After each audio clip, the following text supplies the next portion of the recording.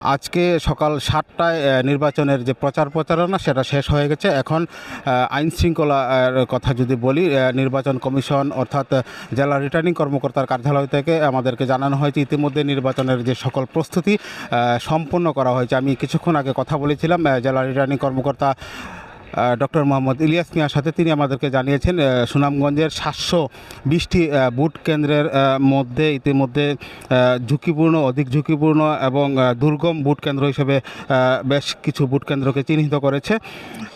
এর মধ্যে অধিক ঝুঁকিপূর্ণ 89টি কেন্দ্রকে চিহ্নিত করেছে এবং দুর্গম বুথ কেন্দ্র অর্থাৎ হাওর অধ্যুষিত যে বুথ কেন্দ্রগুলো রয়েছে প্রায় 157টি বুথ কেন্দ্র এবং ঝুঁকিপূর্ণ 242টি বুথ কেন্দ্র ঝুঁকিপূর্ণ হিসেবে চিহ্নিত করেছে প্রশাসন।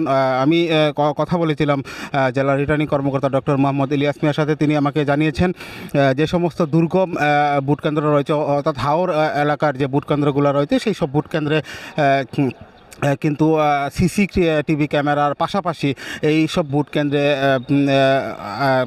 বাড়তি নিরাপত্তা ব্যবস্থা জোরদার করা হয়েছে। অর্থাৎ এখানে স্ট্রাইকিং ফোর্স হিসেবে আলাদা নিরাপত্তা ব্যবস্থা জোরদার করা থাকবে। যে কারণ হচ্ছে এখানে যেহেতু হাওর অধ্যুষিত এলাকা, এইসব এলাকায় বিবেচনা করে কিন্তু এই আইন শৃঙ্খলাকে সাজানো হয়েছে বলে তিনি আমাদেরকে জানিয়েছেন। এবং নিরাপত্তার চাদরে বলা যায় পুরো হাওর এলাকাকে ঢেকে দেওয়া হয়েছে। আমি যদি বলি বিজিবির কথা, বিজিবি কিন্তু ড্রোনের মাধ্যমে পুরো হাওর এলাকা নির্বাচনের যে ভোটের দিনের যে পরিস্থিতি সেটা কিন্তু তারা পর্যবেক্ষণ করবেন। কথা বলেছিলাম সুনামগঞ্জ 28 বর্ডার গার্ড ব্যাটালিয়নের অধিনায়ক লেফটেন্যান্ট কর্নেল জাকারিয়া কাদেরের সাথে। তিনি আমাকে জানিয়েছেন তারা হাওর এলাকা এবং সীমান্ত এলাকায় তাদের যে নজরদারি সেটা কিন্তু বৃদ্ধি করা হয়েছে।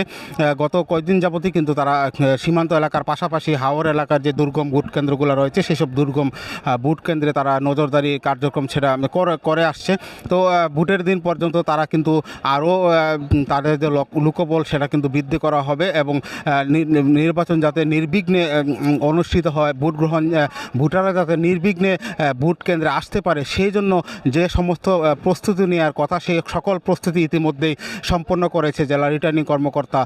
আমাদেরকে এই কথাই জানিয়েছেন। এবং আরেকটা বিষয় জানিয়ে রাখি, আগামীকালকে সকাল 9টা থেকে প্রত্যেক উপজেলা কার্যালয় থেকে বিভিন্ন ভোট কেন্দ্রে তাদের যে ভোটার যে সামগ্রী সেই সব সামগ্রী কিন্তু কেন্দ্রে কেন্দ্রে পৌঁছে দেওয়া হবে বলে আমাদেরকে জানিয়েছেন রিটার্নিং কর্মকর্তা। তো এই ছিল সুনামগঞ্জের নির্বাচনের আইন শৃঙ্খলা পরিস্থিতি নিয়ে সর্বশেষ।